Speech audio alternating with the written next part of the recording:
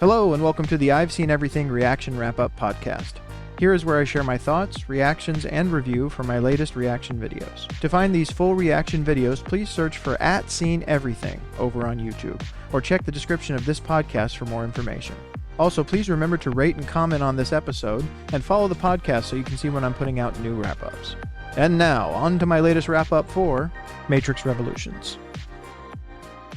I have spent a fair amount of time listening to the Matrix soundtracks, all of them. And that piece was called Navras, if I'm remembering correctly. And, I've always been a fan of electronica, or I guess it would be called EDM these days, and orchestral music or symphonies and things like that. And there's a fair mix of both throughout those soundtracks, so I enjoy those. Well, I have to say, after watching all of that, I still really enjoyed it. Don't know what you people are talking about. No, after watching the original trilogy again, if I had to pick probably my least favorite, I would say that my least favorite is Reloaded. I liked Revolutions better than Reloaded. I feel as though they gave good reason for what they did in Revolutions. I felt as though they paid off a lot of emotional kind of promises of the series in Revolutions. There are people who like to pick apart things they did. And again, everyone's entitled to their opinion. Everyone's entitled to feel how they do about these things. I would be very interested, if you do not like these movies, or if you feel differently about these movies, to hear your perspective, to hear why you feel the way about these movies you do. But I feel as though it is mostly a story well told. There are certain changes I feel like they could make. In Revolutions, I feel like it's more kind of nitpicky changes, not really any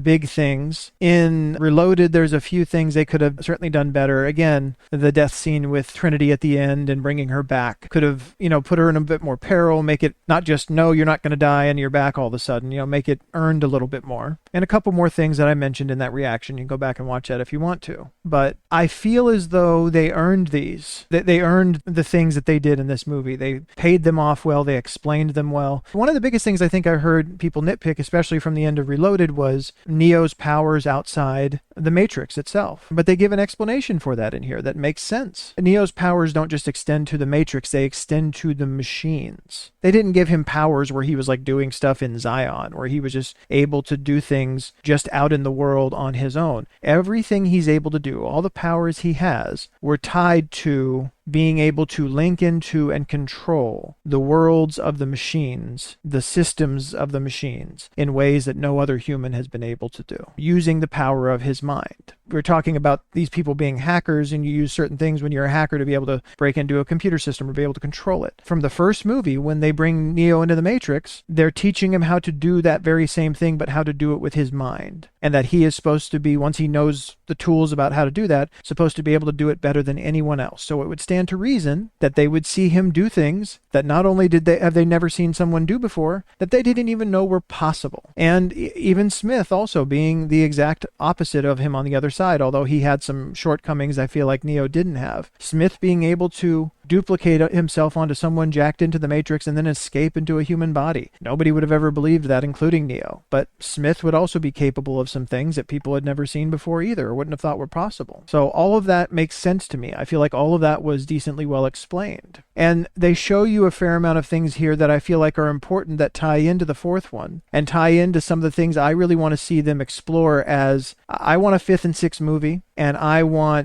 they're actually got off to a good start with it in the fourth movie. I want them to continue down a certain road to explore these things and bring it to an actual end. The things that we see them do in the fourth movie. First of all, the thing that we see them do in the fourth movie is give a lot of hell to Warner Brothers, basically take direct swipes at Warner Brothers, not even very veiled, because from what I understand, there was this thing about the fourth movie being made where they basically told the Wachowskis, either you're going to be involved or we're going to have someone else do it. So Lana Wachowski decided to make the fourth movie and took plenty of direct shots at Warner Brothers for that. So there's a fair amount of that in the fourth movie. From what I understand, neither of the Wachowskis are involved in the fifth movie, at least from a directorial or writing perspective. They might be producers or something like that. So we'll see where that goes. But what they do in the fourth movie that I really do like, I'm interested to watch it again. I haven't watched it in a while. I don't remember the explanation they give for why they keep Neo and Trinity's bodies and, do what they do. I won't go into that too much in case there's people here that haven't watched the fourth movie. But this whole idea that they build off of from here, they already have it from the beginning with the Oracle, although to be fair, in the first movie, we don't know that the Oracle is a program. That is something that's revealed in the second movie. But the idea from there on, the Oracle, Seraph, this family, like Seti's parents and Seti herself, an increasing number of examples of programs and machines that go against their programming, some in good ways, some in bad ways, but sentient consciousnesses, even though they're not human, that are still able to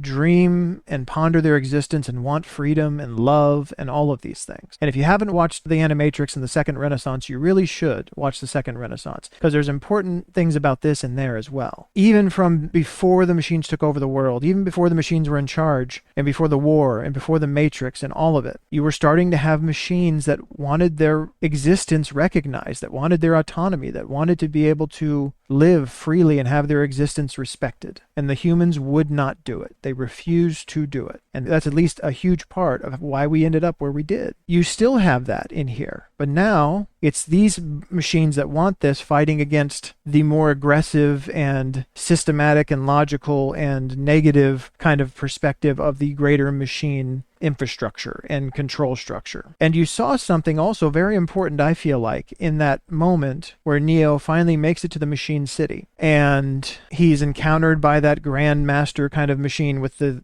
baby face. It's really creepy. They should have chosen a different face. I mean, if they wanted to be off-putting with that, they certainly achieved that goal. But he very calmly made his point, suggested that he's the only one who could help, and the machine was angry with him. Why would a machine be angry with him? Where does that rage come from? But the specific statement of, we don't need help from you, we don't need help from anyone. There is anger within the machine world toward the humans. There is a reason why the machines specifically want to destroy the humans, and it's not just to protect themselves from them. This goes back to the stories told in the Second Renaissance, the origin story of how we got here before the machines were in control. The anger that the machines likely still harbor for what the humans did to them when they were trying to live in peace with them, and they refused. I feel like exploring that, because these humans that still exist don't even know that history. They don't even know that happened, but it's still their ancestors that were responsible for it. To explore that, to have the humans be able to take responsibility for that, to find a way to an actual peace, I feel like is the only real way to end this franchise. And I feel like we've begun it in a wonderful place with the fourth one, where Jessica Henwick's character, Bugs, I think it was Bugs, made that point to Neo when he said he didn't feel like he had changed anything. You changed the definition of our side, not just humans. All of these things. I feel like that's an important move forward, an important evolution of our understanding of what this story is. And I hope they find an interesting and fulfilling way to pay it off. Nothing would suck more than if they went on to make a fifth and even a sixth movie and they told some kind of half-baked story that wasn't worthwhile. So that's my hope for it. But after watching this trilogy again for the first time in a while, I am very satisfied with how this story was told. Again, a few changes here and there, most of them probably with Reloaded, but not that much. If you disagree with me, that's perfectly fine. I would love to hear it. I'd love to hear an explanation of how you feel about these movies and why. I would be interested to read it. But coming out of this original trilogy, I am very interested now to go directly into the fourth Matrix movie, The Matrix Resurrections, and see how all of this ties in together with the original trilogy fresh in my mind and the Animatrix fresh in my mind, to see the connections they made and how they did it. So I'm looking forward to watching it. That will be next week. I hope you will join me to watch it. I appreciate you joining me to watch this one, and I will see you on the next video.